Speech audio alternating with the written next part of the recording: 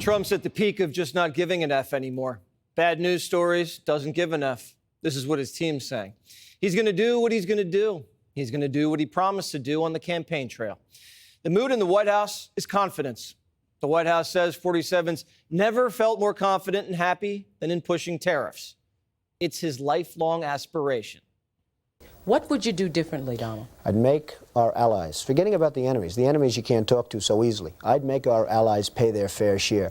We're a debtor nation. Something's going to happen over the next number of years with this country, because you can't keep going on losing $200 billion, and yet we let Japan come in and dump everything right into our markets and everything. It's not free trade. If you ever go to Japan right now and try to sell something, forget about it, Oprah. Just forget about it. It's almost impossible. They don't have laws against it. They just make it impossible. They come over here, they sell their cars, their VCRs, they knock the hell out of our companies. And, hey, I have tremendous respect for the Japanese people. I mean, you can respect somebody that's beating the hell out of you, but they are beating the hell out of this country. Behind the scenes, the president's been pounding the fact that the world's been ripping us off for 40 years. And he's on a mission to right those wrongs before the end of his term. The vision? Turn the country into a place with thriving main streets and hometowns where American workers make American products sold to the American public. Doesn't that give you a nice, warm, fuzzy feeling inside? And he wants to make it easier for people to start families, afford homes, and go to college. These tariffs are for the children. The great American president did the same thing just over 100 years ago. The British were dumping cheap manufactured goods into the country, kneecapping industry, and driving down wages. McKinley believed if you didn't have tariffs, the British industry would drown you. Today, it's not just the British. The world's drowning us. The president's mentality is, if you want access to the greatest market in the world, the American market, you're going to have to pay up. Kind of like a real estate fee. And thinks we're suckers not to be charging people. But Wall Street thinks they're the suckers. I feel like a sucker tonight because I am not a free trader and I do not believe in free trade. And I was just as tough, if not tougher, than his people, but they screwed it up. I was very let down as someone who really, truly believes that free trade is awful for the American working person. This is what they came up with. Jeez, come on, have some gumption, have some math. Kramer feels like a sucker. Now he knows how his audience feels. He said buy Bear Stearns, and the next week it went bankrupt. The Dow's actually in the same place it was in August, so have a drink. Maybe 4, maybe 5. Trump's not nervous. The president feels like a real estate mogul with a full inventory of mansions under his sole control. It's been 48 hours since Liberation Day, and the phones at the White House won't stop ringing. Vietnam called today. They tariff our product at a rate of 90%. You can't even find an American-made product in Vietnam unless it's an old landmine. Nam says they're ready to drop their tariffs from 90 to 0. 58,000 Americans died there. We should be able to sell them Chevys.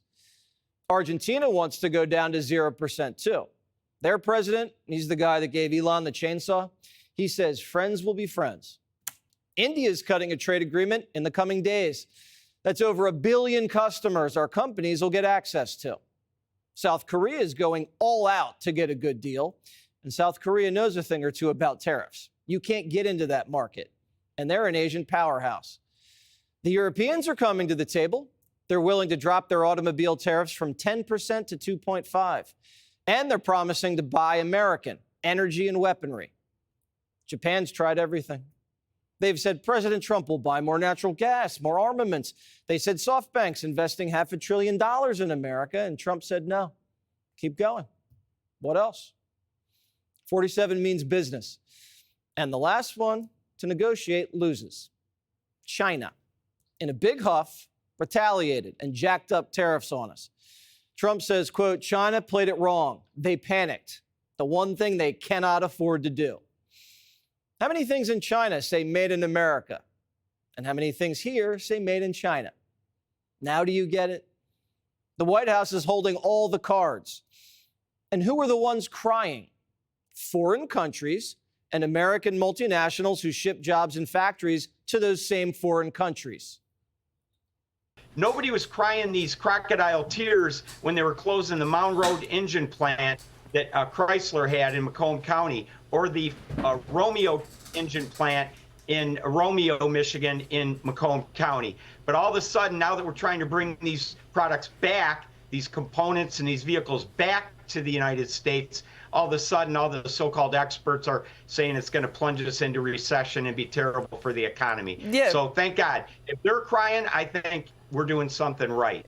Chrysler, Jeep, and Ford aren't going to raise car prices, they said. They're actually going to give American buyers a discount. Huh. Toyota says they're not going to raise prices.